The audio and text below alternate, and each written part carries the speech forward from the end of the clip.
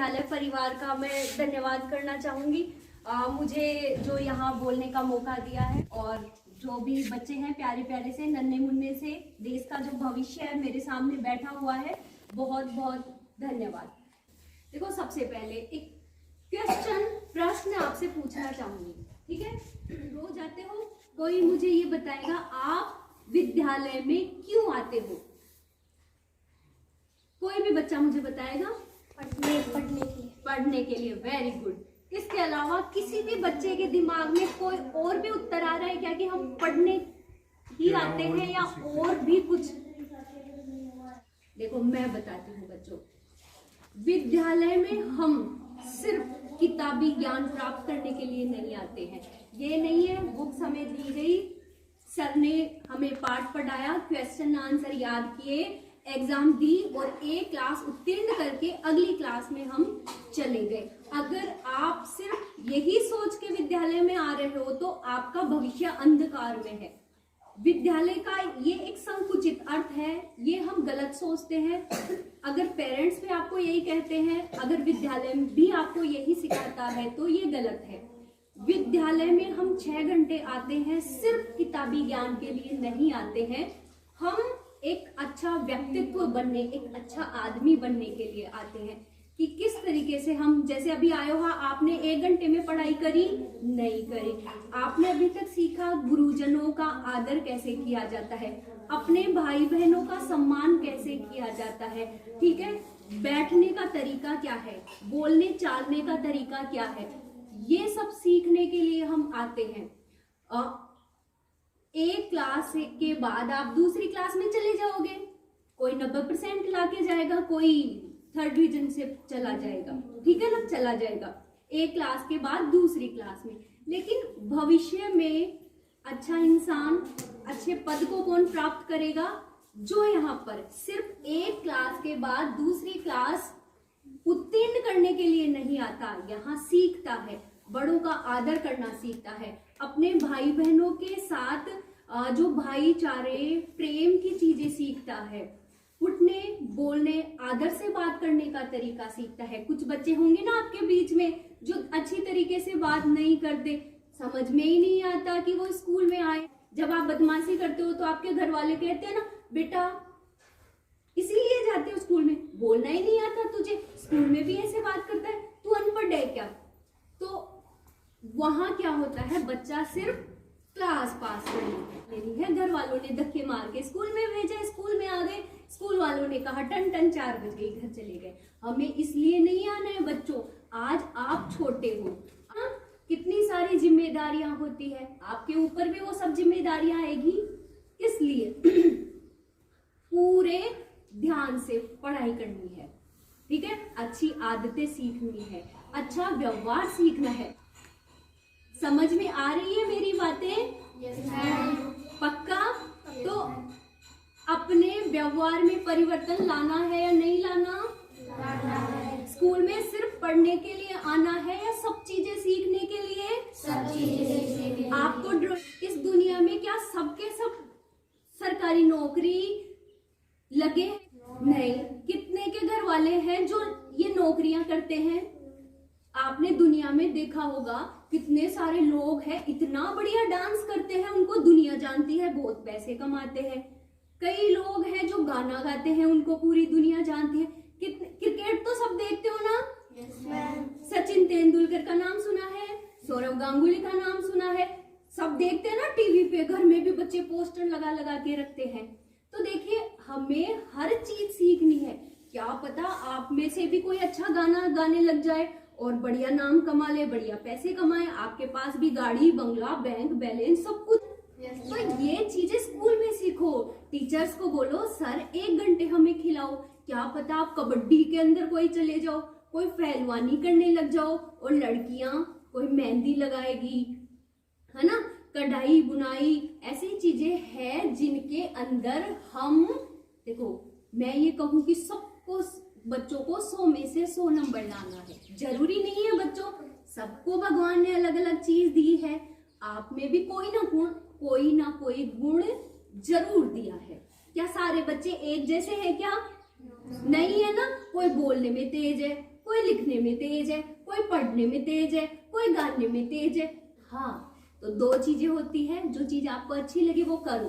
तो एक तो आप पढ़ने के साथ साथ कुछ अच्छा सीखोगे, दूसरा कुछ खुरापाती बच्चे होते हैं ना, पढ़ने के बाद क्या करे, इसको तोड़ा, उसको तोड़ा, इसको गाली दी, उसको गाली दी। तो गंदी चीजों में टाइम वेस्ट नहीं होगा। अगर आप बैठे रहोगे ठाले तो गंदे काम करोगे ना। और अगर जो चीज आपको अच्छी लगी है बचे हुए समय में वो काम करोगे तो दो चीजें हो जाएगी। पढ़ने के साथ साथ आपके पास जो भी एनर्जी है वो सही जगह लगेगी, और हो सकता है भविष्य में वो ही आपका भविष्य बन जाए। ठीक है ना। अब देखिए दूसरी चीज है, दो चीजें। अब थोड़ा सा मैं जब भी बोलती हूँ थोड़ा सा मेरा बोलने का तरीका अलग होता है। हमारे सामने बैठा है भारत का भविष्य। इस भविष्य को संवारने की, निखारने की जिम्मेदारी जिनको मिली है वो अपनी जिम्मेदारी को पूरी ईमानदारी के साथ निभाए, क्योंकि ये है नन्हे मुन्ने बच्चे, ये ना समझ है, इनको जो कहा जाएगा वो ही इनको सही लगेगा। सही है या नहीं है? कुछ बच्चे तो मम्मी पापा से भी लड़ पड़ते हैं ना, नहीं मेरे सर ने मुझे ऐसे कहा है तो ये ही सही है, मेरी मैम ने ये कहा है तो ये ही सही है। एक चीज और बताऊं बच्चों, आप यहाँ पढ़ने के लिए आ रहे हो, आप अपनी जिम्मेदारियां खुद उठाना सीखो। कभी भी आपका जो भी कर्म है, जो भी कर्तव्य है, जिस भी काम के लिए आए हो उसमें कभी भी आपको पीछे नहीं हटना चाहिए। जैसे आपकी क्लास में टीचर नहीं आते हैं तो आप क्या करते हो, आप मजे करते हो, ये मजे हो गए, वो सर तो आए ही नहीं यार, ये मजे हो गए, वो मैडम तो आए ही नहीं, सर तो ऑफिस में बैठे हैं, सर तो आए ही नहीं। अब तो क्या कभी भी आप में से कोई भी बच्चा ऑफिस में जाके ये कहता है कि सर हमारी क्लास में कोई गुरुजी नहीं आए हैं तो आप आ जाओ या किसी और को भेज दो? आज तक किसी बच्चे ने ऐसा किया है क्या? हाथ ऊपर कर लो अगर किसी ने ये किया है तो। नहीं किया ना किसी ने भी? नहीं किया। क्यों नहीं किया? क्योंकि आपको नहीं पता है आप कितनी बड़ी गलती करते हो। जो भी टीचर गुरुजी आपको पढ़ा रहे हैं वो आपके लिए यहाँ आए हैं, ठीक है ना। तो अगर वो नहीं आए हैं, आज छुट्टी पे हैं, नहीं पता है उनको क्लास में टीचर है, तो आपकी जिम्मेदारी बनती है अपना टाइम आप खराब मत करो। जो टीचर बन चुके हैं उनका भविष्य बन गया है, बन गया ना उनका भविष्य, अब वो निश्चिंत है। लेकिन आपके भविष्य को सजाने की, संवारने की, निखारने की जिम्मेदारी सबसे पहले आपकी है। दूसरा कोई भी आपकी मदद करने के लिए नहीं आएगा। हमारी जिम्मेदारी हम खुद हैं। तो ठीक है, जब भी कोई भी टीचर नहीं आए, किसी भी टीचर को बुलाओ, कुछ भी पढ़ो, कहानी सुन लो। चाहे कहानी भी हमें बहुत ज्ञान देती है, बहुत शिक्षा देती है, बहुत समझ देती है। तो क्या आप अपनी जिम्मेदारी निभा रहे थे इतने दिन तक? नहीं निभा रहे थे। हमारे कर्म निश्चित है, उस कर्म के हिसाब से हमें उसका फल मिलता है। लेकिन कई बार जब हम अपने कर्म से चोरी करते हैं, चाहे वो बच्चे पढ़ने का काम हो, चाहे कोई भी काम हो, तो उसका फल हमें जरूर मिलता है। ठीक है ना। भगवान जी हर चीज को देखते हैं, हर चीज का वो न्याय करते हैं। किसी ने गीता पढ़ी? नहीं पता ना। रामायण महाभारत देखी है किसी ने? कभी भी अपने कर्म से हमें पीछे नहीं हटना चाहिए। गुरुजी नहीं देख रहे, घर वाले नहीं देख रहे, लेकिन कौन देख रहा है? कौन देख रहा है बच्चों? अंकित कौन देख रहा है? यस, ऊपर वाला हमें देख रहा है। वो उस चीज का दंड हमें जरूर देगा। कुछ बच्चे होते हैं ना, पीछे से गुरुजी की भी बुराइयां करते रहते हो। गुरुजी ने ऐसे डांटा, देखना मैं गुरुजी के साथ ये करूंगा, वो करूंगा। करते हो नहीं करते हो? कुछ बच्चे ने एक दिन मैडम की स्कूटी की हवा निकाली थी, मुझे बताया मैम। हाँ, तो वो बच्चा अगर छुप भी जाता तो ऊपर वाले ने देखा या नहीं देखा? देखा दिमाग में आए ना तो अंकित के जैसे हमेशा जवाब देना चाहिए। जितना बोलोगे अपने मन के जो भी प्रश्न है उनको बाहर आने दोगे ना तो दिमाग तेजी से चलेगा, और मन के प्रश्नों को अगर बाहर नहीं आने दोगे तो वो दब जाएंगे और मन में दिमाग में कुछ भी विचार चलना बंद हो जाएंगे। तो मेरी बातें आपको कुछ समझ में आई? Yes, ma'am. पढ़ाई करोगे सब ईमानदारी से?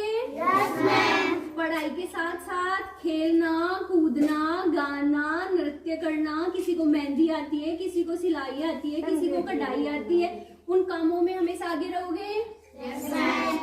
और रोज बड़ों का आदर करना, बड़ों का सम्मान करना, पक्का?